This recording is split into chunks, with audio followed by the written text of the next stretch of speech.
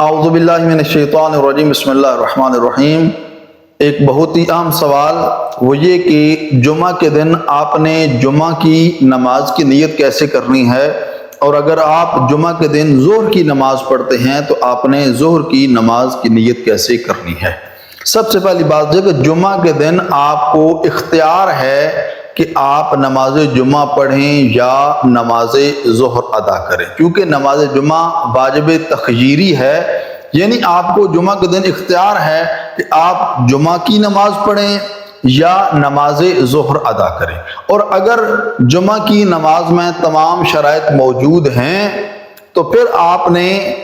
فقط اور فقط نماز جمعہ ہی پڑھ لینی ہے اور آپ کو نماز ظہر پڑھنے کی ضرورت نہیں ہے۔ اور ان شرائط میں سے جو ایک اہم شرط ہے جو اکثر طور پر ہمارے ہاں وہ نہیں پائی جاتی، وہ یہ ہے کہ جمعہ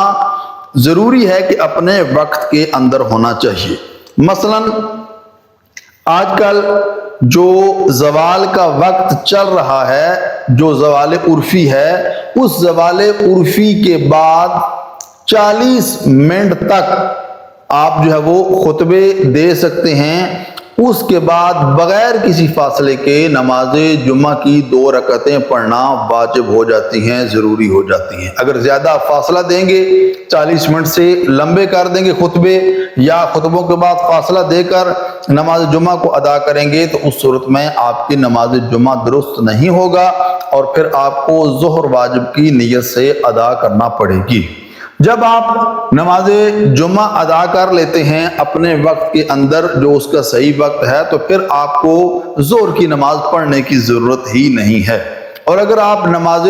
ظہر ادا کرنا چاہتے ہیں تو اس کو معافی ذمہ کی نیت سے آپ پڑھیں کہ جو کچھ میرے ذمہ ہے، جو آپ کا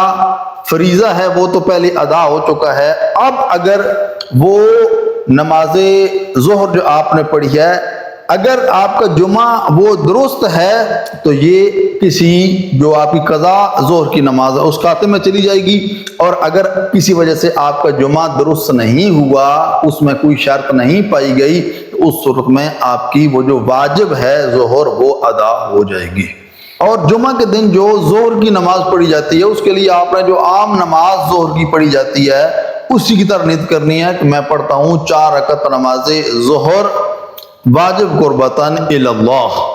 آپ نے اس طرح نیت کرنی اور اس طرح سے آپ نے جمعہ کے دن ظہر کی نماز ادا کرنی ہے۔ اور جمعہ کی نیت بھی آپ نے واجب کی نیت کرنی ہے، کیونکہ واجب ہے تو آپ نے نیت کرنی ہے میں پڑھتا ہوں 2 رکعت نماز جمعہ 7 پیش نماز کے واجب قربتاً الی اللہ۔ دعا ہے رحیم پروردگار کی بارگاہ میں خداوند کریم ہم سب کو احکام الہیہ کے مطابق زندگی گزارنے کی توفیق عطا فرمائے۔ والسلام علیکم ورحمۃ اللہ وبرکاتہ۔